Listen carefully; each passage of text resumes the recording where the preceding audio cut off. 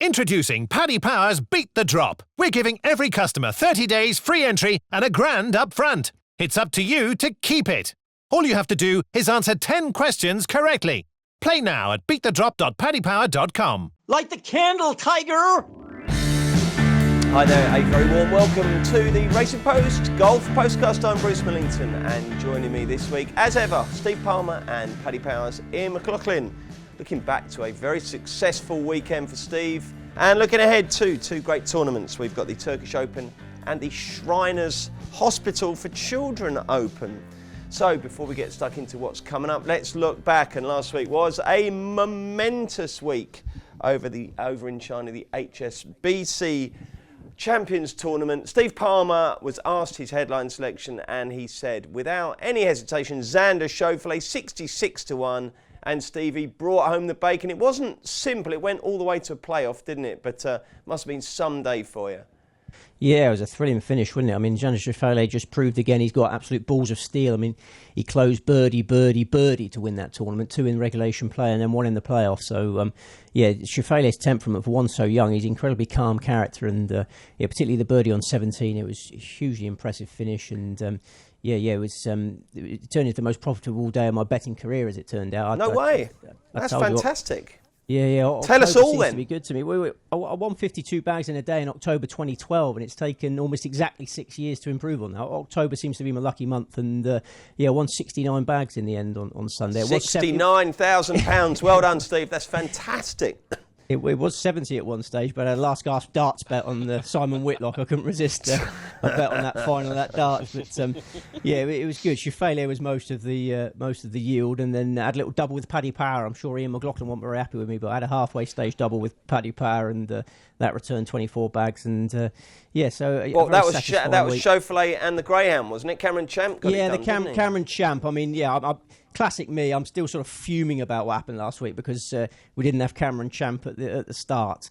We've been on about Cameron Champ for ages. He was the last name off my shortlist. We tipped him in the Canadian Open, if you remember rightly, in July. That's right, yeah. He once he come back from that broken hock, he was always going to go well, wasn't he?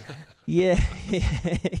Well, he had a broken driver, didn't he, on Sunday? Yes, I hear that. He had a cracked sheath, didn't he? Yeah, so he cracked his sheath, and 20 minutes before his tee-off time, he's fiddling about with that. And then obviously he loses his lead quite quickly over the front 9. And the way he came back, it's just absolutely heroic effort to come back the way he did. He's 5 under par for the final 6 holes. I mean, Cameron Champ is the absolute dog's kahunas.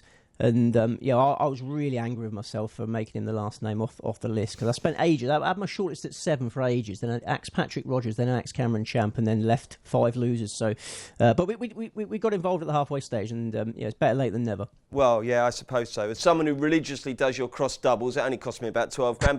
But I'm delighted for you. Well, it only cost me, it cost me $1 million. I mean, if I could have somehow got him from number 6 to number 1. That's this fine margin. If I find some information or some little article that makes me think he's number 1 rather than number 6, I'd be a millionaire. I wouldn't be here now. Really? And I'd be wiping your spittle off my face. Yes, you would. You'd need a lot of handkerchiefs. Right, so Ian, apart from Steve having your trousers down with that double, how was it for the bookmakers this week?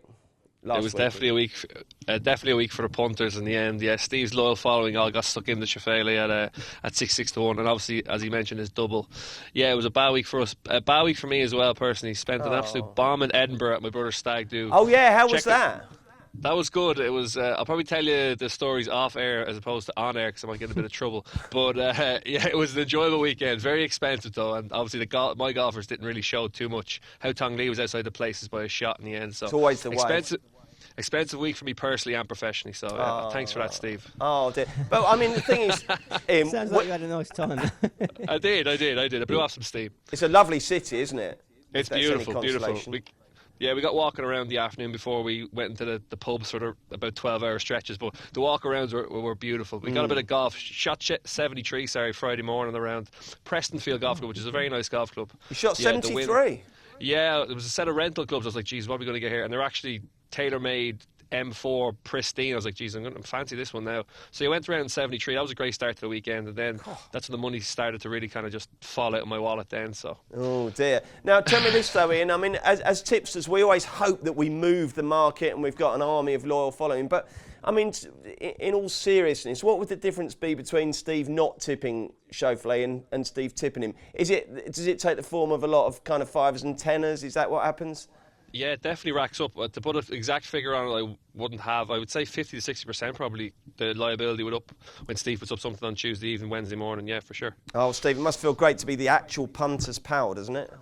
Well, yeah, it does, and Ian's very lucky that Cameron Champ was a course debutant, because I've got this weakness for ruling out course debutants. Yeah, I really wanted to tip Cameron Champ, but because he hadn't played there before, I really must learn from this. If a player is that good, it doesn't matter that it's their first look at the course. I mean, John Rahm proved it a lot last year. And I'm sort of revising my opinion of course debutants a little bit now. Okay, it's always good that you're still learning and trying to get better. What I would say though, Steve, is that if I ever win 70 grand, the two things I won't be doing is fuming and having a £900 bet on Simon Whitlock. What's that all about?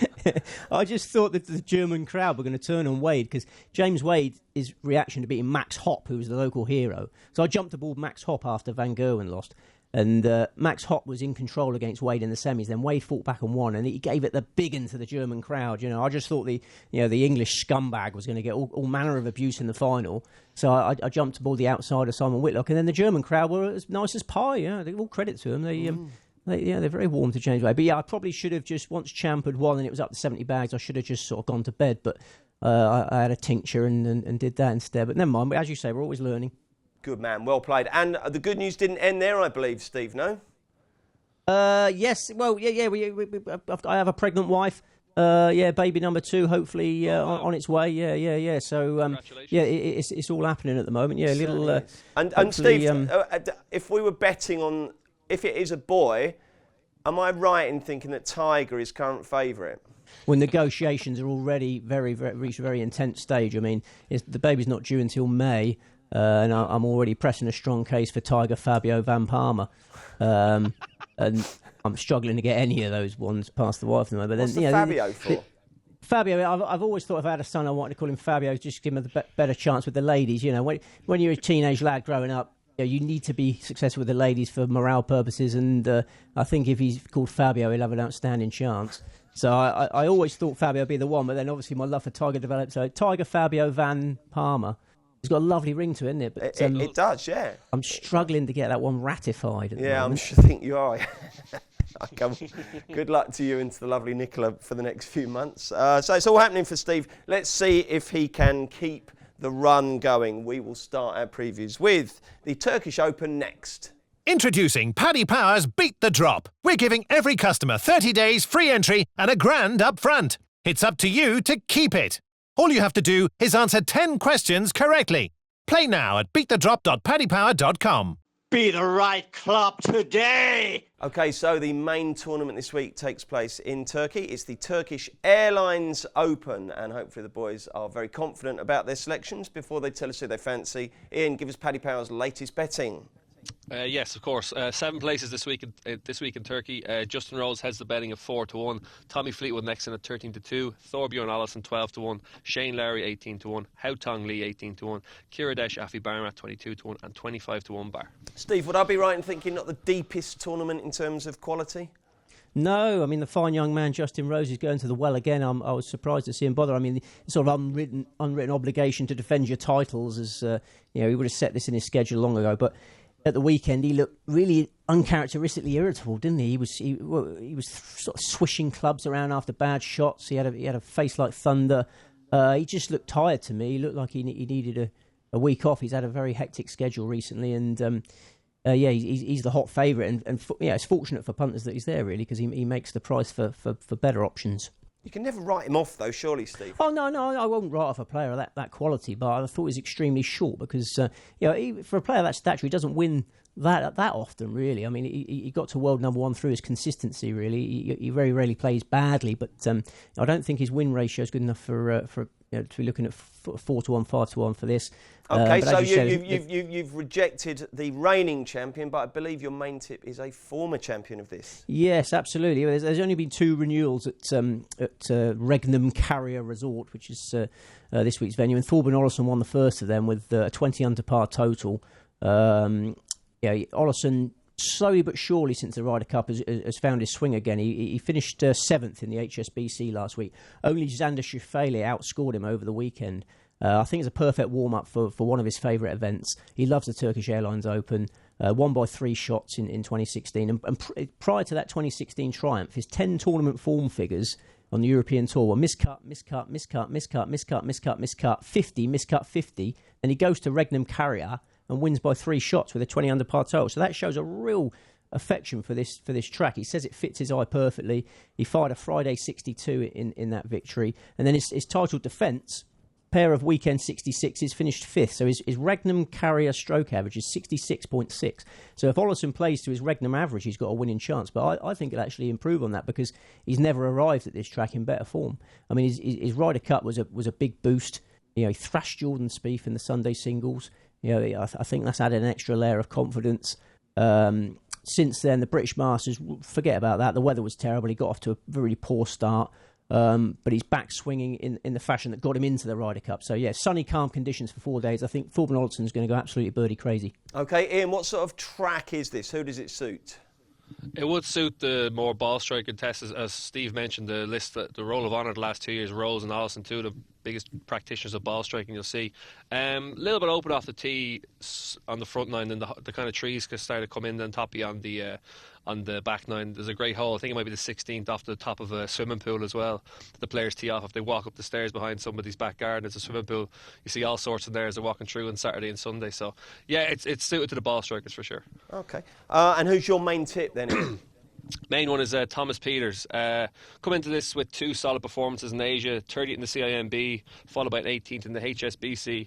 It's also had a very solid summer. Notable performances include 6th at the Scottish Open, 6th at the PGA Championship, and 9th at the Czech Masters. Was 11th here last year. As you both mentioned at the start of the piece, this field is not the strongest this week at all. He probably ranks in the top 5 in relation to talent and ability. Around the 28-1 mark, I thought he'd go very close this week. OK, and Steve, who are you going to be backing Olsen up with? Thomas Pieters is my next best. I mean, 6th in USPGA in August. Started with a 75 in China last week and improved from there. He seems to be close to putting it all together. He suffered a snowman at his second hole of the final round, an ugly 8 at the second hole of the final round. Still finished 18th. He's top class. He's got plenty of incentive to play well at the end of the season. He's world number 68. And if he can get in the top 50 before the end of the year, that give him access to all the biggest events next year. So a pumped-up Pieters is always very, very dangerous. He finished 11th last year on his only previous Regnum start. I'll give you 2 more. I've only got 4 against the field. Hao Tong Lee, a lot of pressure in his homeland last week. Got off to a horror start, 5 over par through 8 holes. Fought back for 11th place. Made 22 birdies after that horror start. Weekend fireworks, matched the weekend score of Olesen.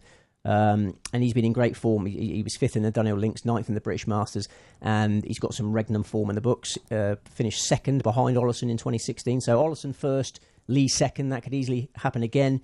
And then the final selection at a slightly bigger price is Jordan Smith. Jordan Smith went down with glandular fever at this time last year. I don't know whether you've ever had glandular fever, Bruce. No, don't fancy it. Debilitating illness. And he was 9th at the halfway stage of his Regnum debut 12 months ago, and then dropped from 9th to 42nd over the weekend, and then withdrew from the Nedbank the following week as his illness worsened. So I think he likes the course, but he didn't have a chance to prove it last year, and I think he can this time. He was 3rd in the British Masters at Walton Heath last time out, and appears to be back to his best again. Won a Challenge Tour event in Egypt, so likes this part of the world. So I like a big bet on Olesen with Pieters, Lee and Smith as the backup. What do you mean by big bet? Well, obviously I have a lot of firepower at the moment, and I will be investing heavily. I have actually backed Olesen each way, even though he's not a particularly big price for an each way punt. So I'm going to win 30 grand off Olesen, and then I've got him in a double with my number 1 in the American event, and that will be millionaire status and my last ever podcast. Really? You won't even do a podcast? Well, So if you win a million, no, what would you do if you won the million, or rather, will you do, given that it's getting closer? I mean, will we ever see you? You're just going to walk off into the sunset? I won't do the dirty on loved colleagues. You know, I'll serve some time. I'll dutifully serve a period of time which doesn't make it problematic for my paymasters. But obviously, I'm desperate to become a professional gambler and play more golf and drink more beer. Oh, okay. Superb ambitions, I've got to say. Ian, the main tip from you is Thomas Peters. Who are you going to augment that one with? I just one more against the field. It's one Steve's mentioned. It's Jordan Smith. I'll just repeat a few points. Having a decent finish to his 2018 season. The highlight being that third at Walton Heaton, the British Masters. He struck the ball beautifully that week.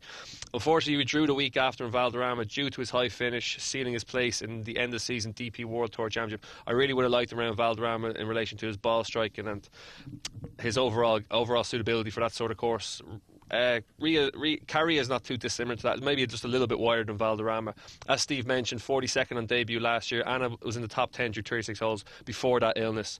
Obviously much better now, and I think he's a more mature player 18 months on as well. I think he's Peter's main danger this week. OK, listen, you've both gone for reasonably short prices. These aren't official tips, but if you're backing something at triple figures, who would you go for, Steve?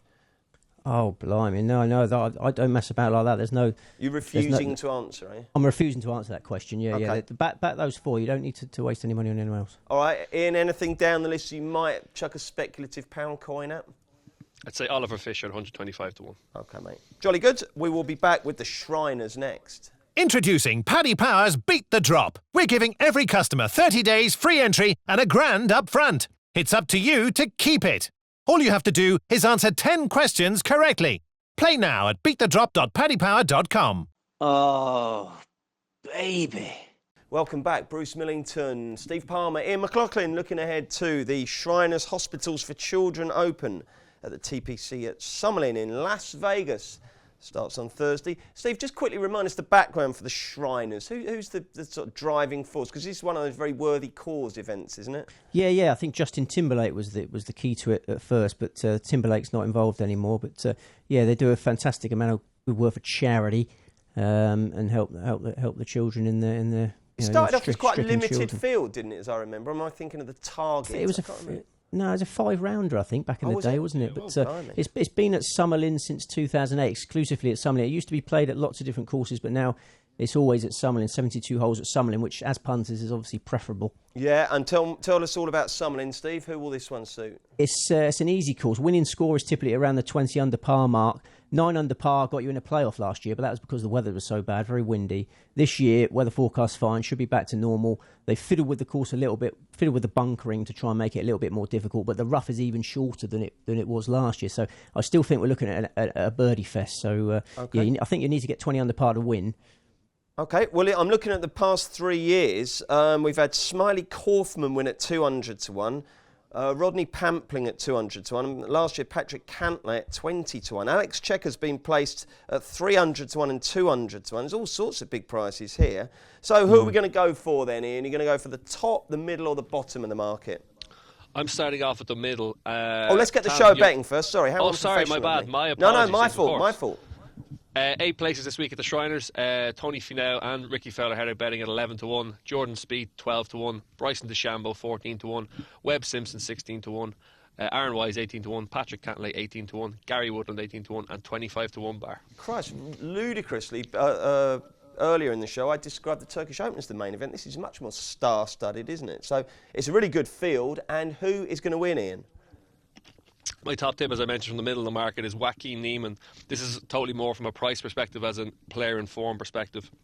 He's only played 4 events in the last 2 months and just looks to be completely forgotten in the market, in my opinion. Only 4 or 5 months ago, he was being touted as a future world number 1. He's shown up in big events after time off or a run of poor results. In June, he had 3 missed cuts, followed that up with an 8 at the Fort Worth Invitational, and then led through 54 holes before a 6th place finish at the Memorial Tournament, one of the biggest events throughout the summer in the PGA Tour. He was 36 last time out at the CJ Cup, which I think is a good pipe opener for this week. I'd have him the same price range as the likes of Bo Hoster and Sam Burns, who are around the 33 to 40 to 1 mark. Prices obviously in the region of 16 to 1 look disrespectful to me, so I'll be playing him at that price this week. He's only a young kid, isn't he? Yeah, he's only young, Chilean. He's an excellent player. He was got into the Masters last year, didn't perform to the highest standard. I think we're all on from top amateur. I think Doug Gim chinned him for that. But he's having a very good season. He's just having a bit of time off at the moment to finish off the year. So, yeah, I'd have him obviously Champs probably usurped him in terms of the potential of the young players, but I'd have him in the same bracket as Hostler, Burns at this point in time. Okay, hopefully during that break he learned to speed up because he was ridiculously slow before, but obviously very talented. Steve, your main tip is? Main tip is Aaron Wise. If there's a young American golfer that I'm more in love with than Cameron Champ, it's Aaron Wise. I think Champ and Wise could be slugging it out for majors in the years to come. And first, Wise can add the Shriners title to his CV. He was a college star in 2016, won on the web.com title straight away in 2017, and then romped to a 3-shot maiden US Tour triumph last year this year, 5 months ago, in the Byron Nelson. So relentless career progression from Wise. He made it all the way to Eastlake for the Tour Championship and then took a month off. So he's fresh, and there's no better place for him to come back than Summerlin. It's a perfect venue for him. He's played there once before, played on a sponsor's invite in 2016, and he finished 10th, despite not having his A game with him. He's only just turned pro a few months earlier. He didn't have a US Tour card, had no status. He was ranked world number 623. And he had only just moved to Las Vegas. So he makes his Summerlin return now, 2 years later. He's a US Tour champion. He's world number 53. He's a multimillionaire, textbook swing, and he's lived in Vegas. This is crucial. He's lived in Vegas for 2 years now. Summerlin is his practice base. His coach is there. So he should certainly improve on 10th place. And probably with first place, I would imagine. I think Wise is definitely the number one bet. He was handed the Rookie of the Year honour just yesterday. He was announced as US Tour Rookie of the Year. No real surprise there. I think he'll have another trophy on Sunday. Is he a nice lad by the look of it? He's cocky, but then he's got every right to be cocky. I mean, it's hard for a 22-year-old with that amount of talent not to be cocky, I guess. I wouldn't say he's the nicest lad in the world, but Tiger Woods wasn't at his age. You got to be ruthless in this game. I guess so. Ian, who are you also going to tip apart from Neiman? Two more behind them. The first one is Corey Connors, another player who I feel has not been found in the market at present. He was second last week to a rampant Cameron Champs. That second shouldn't be discounted in my opinion. Had excellent ball striking stats for the week.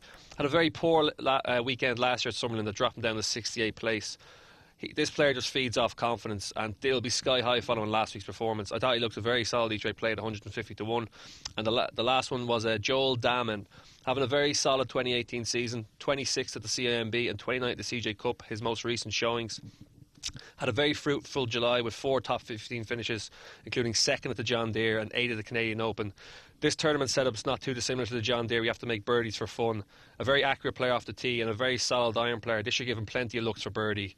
I thought he was also worth a small each way play at 150-1. That Connors has got a real old man swing, hasn't he? And there's not a lot of hip movement there, is there? I mean, as you know, I zone out when they start analysing people's swings, but I was quite intrigued with that one. That's a real round belly swing, isn't he? Just sort of very bolt upright, and the only movement is his arms. That's it, and it's not. He wouldn't be ranked as the longest in the. He's probably down about the 290 mark, which is probably the bottom half of the tour. But yeah, I like him. I like him as a player. I think he's slowly coming to hand. So yeah, I think he's a big price this week. Righty ho. Wise is Steve's main tip. Who else are you going for, Steve? I think we could get a 1-2 of Las Vegas residents because Scott Piercy, born, bred and based in Vegas, loves playing in the desert. He won his maiden US Tour title in the 2011 Reno Tahoe Open and another Nevada event. He's got 3 top 10s to his name at Summerlin, so I think he's going to improve on that and go close to victory in his hometown event. He was 5th in the CJ Cup last time out, a very encouraging warm-up. Turns 40 on Tuesday, so could give himself a great birthday present. So yeah, I see Wise and Piercy as first and second, and then I have another 3 for a very wide open event. Would you like them now? Yeah, please do. 3 more. Yeah, I mean, there's no point being bullish again. Like last week, it's a very, very open event. This, but I'm ruling out all of the market leaders that from. What Wise is the shortest price I've got. Sam Burns, a 22-year-old web.com tour graduate. Cameron Champ and Sam Burns were the 2 web graduates that I like most. We talked about them previously, and Champ is off the mark, and I don't think it'll be long before Sam Burns joins him. Burns was 3rd in the Sanderson Farms on Sunday. He was 20th in the Shriners last year. That's a key piece of form. And then the final 2, Bo Hostler, 7th in the Shriners last year, twice a runner-up as a US Tour rookie last season. He's got all the tools to tame Summerlin. And the final one, Cameron Champ. There's no reason why he can't threaten back-to-back victories.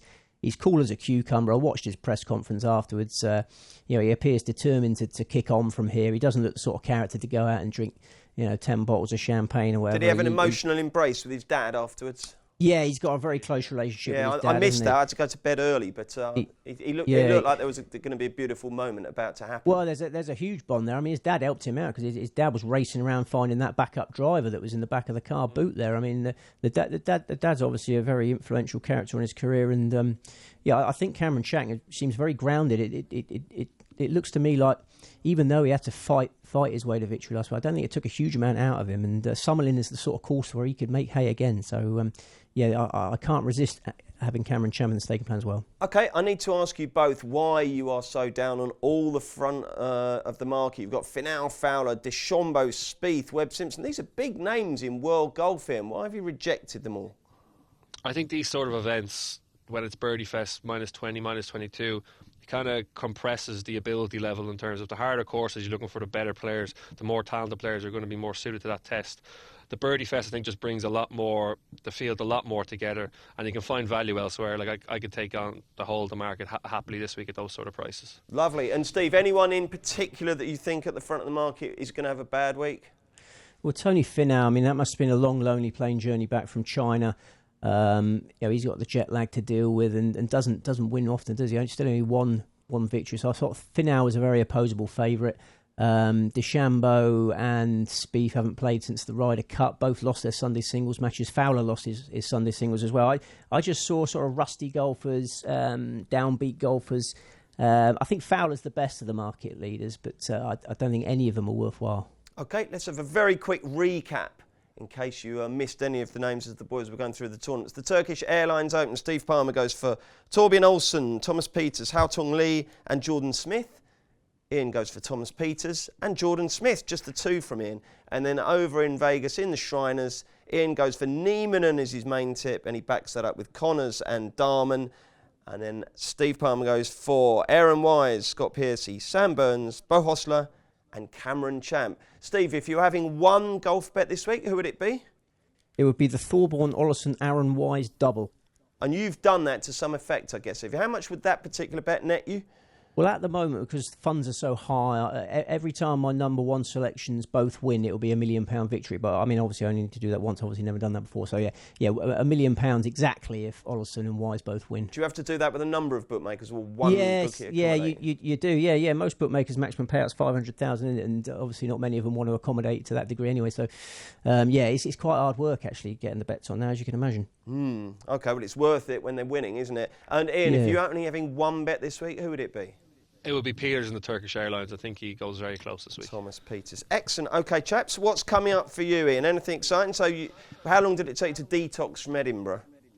I was in a darkened room till about Tuesday morning, so and plenty of water, plenty of pills. I was right as rain this morning. So yeah, I'm back in there for a full stretch through to probably next Monday evening. So I'll be in all week for the Turkish Airlines, early start, early finish. So. Did you go to a casino, Ian? Was that where you went wrong? What was it you didn't want to broadcast to your grandma? Yeah, we're off air now, Ian. That's the answer to that. Paddy Power. That was the wrap-up thing. Was it women or was it casino? What was it? There was all sorts of the casino. We'll say casino and beer. Casino and don't try and trick Ian up, right? Ian, we've never pried to any extent on your personal life, but is there a lady in your life? No, I'm a single man at the moment. Single man? Well, you can tell all then, can't you? Well, not really, because people who are on the stag probably are listening to this as well. They won't want that being brought out as well. No, fair enough. What goes on in Edinburgh stays in Edinburgh. Stays in Edinburgh. Exactly. Okay, and Steve, what are you up to? I got this is it fireworks weekend? I know I've got some Halloween commitments tonight, but I think the brother-in-law's coming down. I've got to entertain him with some fireworks. So Well, how old is he? He's in his 30s, I think. But what do you mean? You've got to hold some sparklers out. So you think spell his name? My wife loves fireworks. Yeah, my wife's whole family seems to love fireworks. So it'd be a weekend of fireworks. But I'm hoping the fireworks will be on the golf course too. Well, yeah, as exactly. Olesen and Wise do the business. So and I'm not having a darts bet, by the way. I know you always groan when I say I'm having a big bets on Michael van Gerwen. I've had a look. There's a darts tournament in Vienna this weekend, and I had a look at the draw, and I actually don't fancy anyone. Good. I'm glad. I'm glad. Stick to golf, Steve. You might be right. Lovely stuff. Thank you very much, chaps. Ian, you back next week? I'm back next week. Steve, hopefully, well, I mean, I want your golfers both to win, but if they do, would you please do next week's Postcast as well before you quit, yeah? Yeah, of course, yeah. Okay, and what have we got next week? We've got the Mayakoba Golf Club. Is that the one down in Riviera Maya, Steve, down in Mexico? Yeah, Mexico way, yeah. I drove past it once on a coach. Absolutely hopeless info in terms of helping you to back a winner, but...